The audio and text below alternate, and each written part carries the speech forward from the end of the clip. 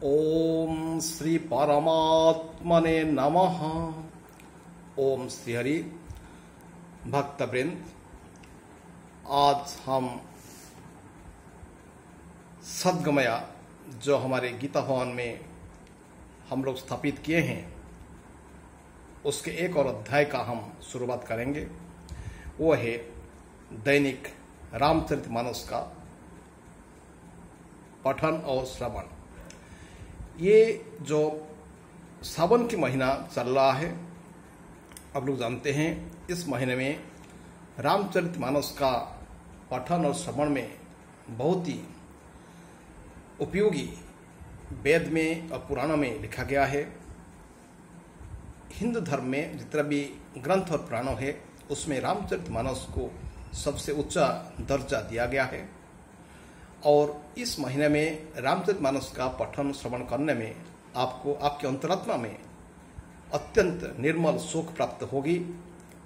ये काम हमने इस महीने 14 तारीख को सावन की पहला दिन को हम शुरू किए हैं और ये अगले महीने 12 तारीख तक चलेगी।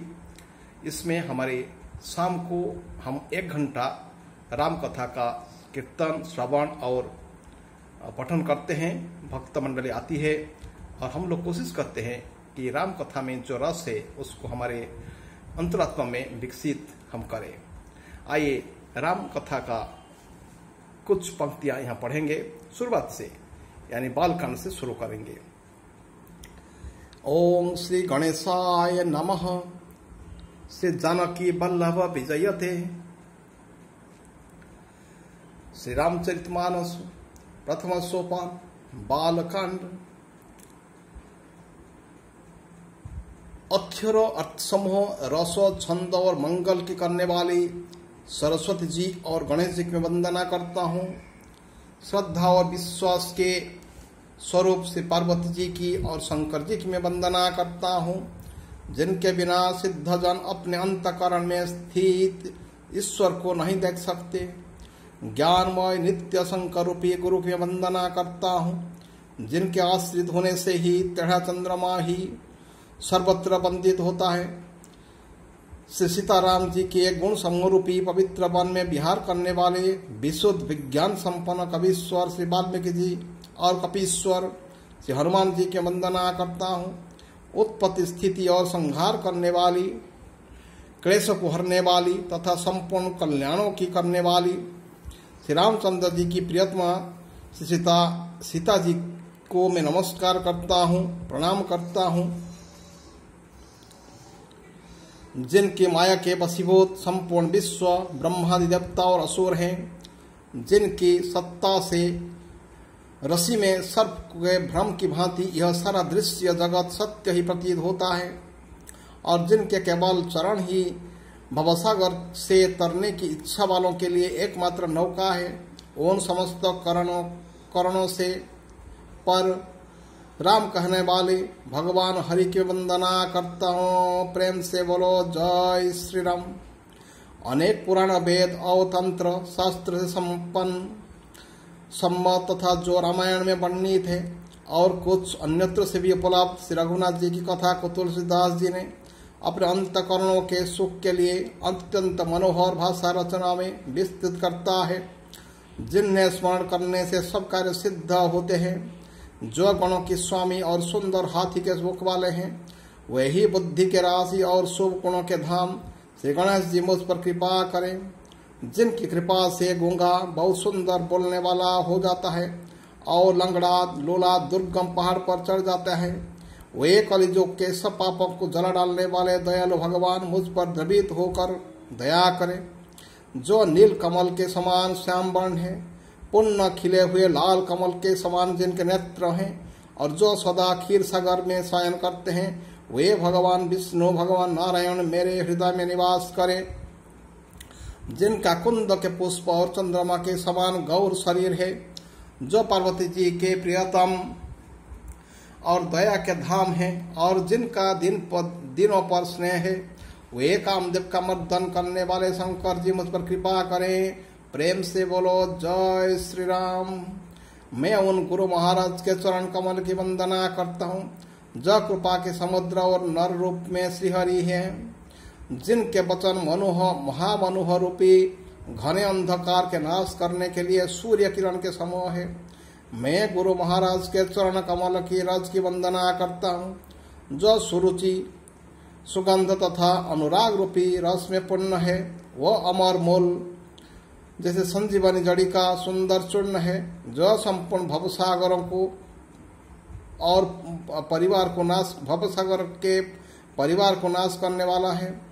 वह रज सुकृति रूपी शिव जी के शरीर पर सुशोभित निर्मल विभूति है और सुंदर कल्याण और आनंद की जननी है।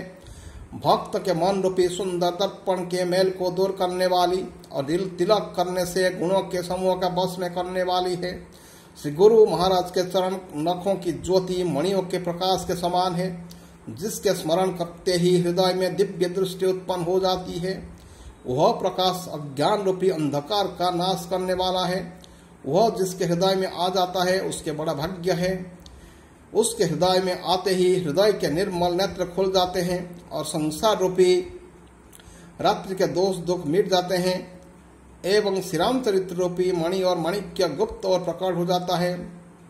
जिस खाने में सब दिखाई पड़ने लगते हैं, जैसे सिद्ध जनों को नेत्र में लगाकर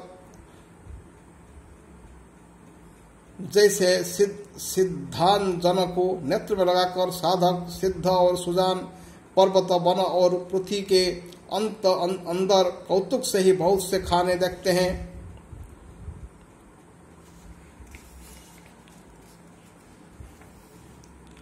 श्री गुरु महाराज के चरणों की रज कोमल और सुंदर नयन अमृत अंजन है जो नेत्रों के दोषों को नाश करने वाला है। उस अंजन से विवेक रूपी नेत्र को निर्मल करके मैं संसार रूपी बंधन से छुड़ाने वाले श्री रामचरित्र का वर्णन करता हूँ। प्रेम से बोलो जय श्री राम। बंदो प्रथम महीश्वर चरण मोह जनित संशय सब हरणा सुजन समाज सकल गुण खानी करो प्रणाम सप्रेम शुभानी। पहले पृथ्वी के देवता ब्राह्मणों की चरणों की वंदना करता हूँ जो ज्ञान से उत्पन्न सब संदेह को हरने वाले हैं। फिर सब गुणों की खान संत समाज को प्रेम सहित सुंदर मणि से प्रणाम करता हूँ। साधु चरित शुभ चरित कपासु निरस विशद गुणमय फल जासु जो सही दुख पर छिन्न दुरावा वंदनीय जही जग सब पावा। संत का चरित्र कपास के चरित्र के समान शुभ है, जिसका फल निरस विषाद और गुणमय होता है। कपास की डोडी निरस होती है, संत चरित्र भी विषाशक्ति नहीं हुए है, इससे वह भी निरस है। कपास उज्जवल होता है, संत का हृदय भी अज्ञान और पाप रूपी अंधकार के रहित होता है, इसलिए वह विषाद है। और कपास में गुण होते हैं, इसी प्रकार संत का चरित्र भी सद्गुणों का भंडार होता है, इसीलिए वह गुणमय है।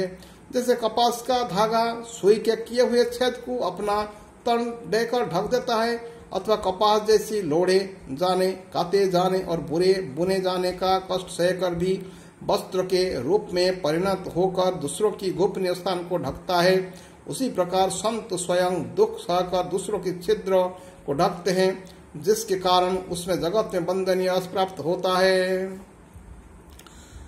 मोद मंगलमय संत समाजु जो जग जंगम तीर्थ राजु राम भक्ति जहाँ सुर सुर सारी धारा सरसई ब्रह्म विचार प्रचारा विधि निषेधमय कलिमल हरणी करम कथा रविनंदन भरणी हरिहर कथा विराजती बेनी सुनत सकल मुद मंगल देनी बटु विश्वास अचल निज धर्मा तीर्थराज समाज सुकरमा सबै सुलभ सब दिन सब देना सेवत सादर समत कलेसा। अकथ अलौकिक तीर्थराव दई सद्य फल प्रगट प्रभाव सुनि समुझहि जन मोदित मन मन जहि अति अनुराग लहई चारि फल अजथ अछत तनु साधु समाज प्रयाग मन जन फल पेखिय तत्मत काला का कहूँ ही पिक बकौ मराला सुनी अचरज करे जनी कोई सतसंगति महिमा नहीं गोई। वाल्मीकि नारद घट जोनी निज निज मुखनी किन्ही निज होनी। जलचर थलचर नवचर नाना जे जल चेतन जीव जोहाना। मति किरति गति भूति भलाई जब जहि जतन जहाँ जहि पाई। सो जनब सतसंग प्रभाव लोकहु वेदन आनंद उपाऊ। बिनु सतसंग विवेक न होई राम कृपा बिनु सुलभ न सोई। सतसंगत मुद मंगल मूला सोई फल सिद्धि सब साधन फूला। अब हम पढ़ेंगे इसकी जो आपका अर्थ। संतों का समाज आनंद और कल्याणमय है, जो जगत में चलता फिरता तीर्थराज प्रयाग है। जहाँ वो संत समाज रूपी प्रयागराज में राम भक्ति रूपी गंगा जी का धारा है और ब्रह्म विचार का प्रचार सरस्वती जी हैं। विधि और निषेध रूपी कर्म की कथा कलिजुग के पापों को हरने वाली सूर्य तनया यमुना जी हैं और भगवान विष्णु और शंकर जी कथाएं त्रिवेणी रूप में सुशोभित हैं, जो सुनते ही सब आनंद और कल्याण की देने वाली है। उस संत समाज रूपी प्रयाग में अपने धर्म में जो अटल विश्वास है वो अक्षय वट है और शुभ कर्म ही उस तीर्थराज का समाज है। वह संत समाज रूपी प्रयागराज सब देशों में सब समय सभी को सहज ही में प्राप्त हो सकता है और आदरपूर्वक सेवन करने से क्लेश को नष्ट करने वाला है। वो तीर्थराज अलौकिक और अकथनीय है एवं तत्काल फल देने वाला है। उसका प्रभाव प्रत्यक्ष है। जो मनुष्य इस संत समाज रूपी तीर्थराज का प्रभाव प्रसन्न मन से सुनते हैं और समझते हैं और फिर अत्यंत प्रेम पूर्वक इसमें गोते लगाते हैं, वे इस शरीर के रहते ही धर्म अर्थ का मोक्ष चारों फल पा जाते हैं। इस तीर्थराज में स्नान का फल तत्काल ऐसा देखने में आता है कि कोई कोयल बन जाते हैं और बगुले हंस। यह सुनकर कोई आश्चर्य ना करे, क्योंकि सत्संग की महिमा छिपी नहीं है। वाल्मीकि जी, नारद जी और अगस्त्य जी ने अपने अपने मुख में अपनी होनी जीवन का वृत्तांत कही है। जल में रहने वाले, जमीन पर चलने वाले और आकाश में विचरने वाले नाना प्रकार की जड़ चेतन जितने जीव इस जगत में हैं, उनमें से जिसने जिस समय जहाँ कहीं भी जिस किस यंत्र से बुद्धि, कीर्ति, सद्गति, विभूति और भलाई पाई है, ये सब सत्संग का ही प्रभाव समझाना चाहिए। वेदों में और लोकों में इनकी प्राप्ति का दूसरा कोई उपाय नहीं है। सत्संग के बिना विवेक नहीं होता है और श्री राम जी का कृपा के बिना वह सत्संग सहज में मिलता नहीं। सत्संगत सत्संगी आनंद और कल्याण की जड़ है। सत्संगी सिद्धि ही फल है और सब साधना तो फूल है।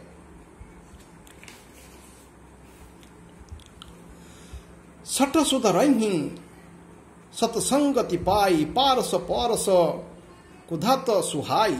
विधि बस सुजन कुसंगत परही फनी मनी राम निज गुण अनुसरही। दुष्ट भी सत्संगति पाकर सुधर जाते हैं, जैसे पारस के स्पर्श से लोहा सुहावना हो जाता है। किंतु दैव जुग से यदि कभी सज्जन कुसंगति में पड़ जाते हैं तो वे भी वहाँ भी सांपों की मणि के समान अपने गुणों का भी अनुसरण करते हैं। अर्थात जिस प्रकार सांप का संसर्ग पाकर भी मणि उसके विष ग्रहण नहीं करता तथा अपने सहज गुण प्रकाश ही नहीं छोड़ती, इसी प्रकार साधु पुरुष दुष्टों के संग में रहकर भी दूसरों के प्रकाश देते हैं। दुष्ट को उन पर कोई प्रभाव नहीं पड़ता। विधि हरि हरा कवि को विद बानी कहत साधु महिमा सकुचान। सोम सम कही जात न कैसे साक बनिक मणि गुण गण जैसे। बंदौ संत समान चितहित अनहित नहीं कोई। अंजलिगत शुभ सुमत जिमि सम सुगंध कर दोई। संत सरल चित जगत हित जानी स्वभाव स्नेहु। बाल विनय सुनी करी कृपा राम चरण रति देहु। बहुरी बंदी खल गण सभिताए जे बिनु काज दहिनेहु पाए। परहित हानि लाभ जिन्ह केरे उजरे हरस विषाद बसेरे। हरिहर जस राकेश राहु से पर अकाज भट सहस बाहु से। जे पद जे पर दोष लखही सह साखी। परहित घृत जिन्ह के मन माखी।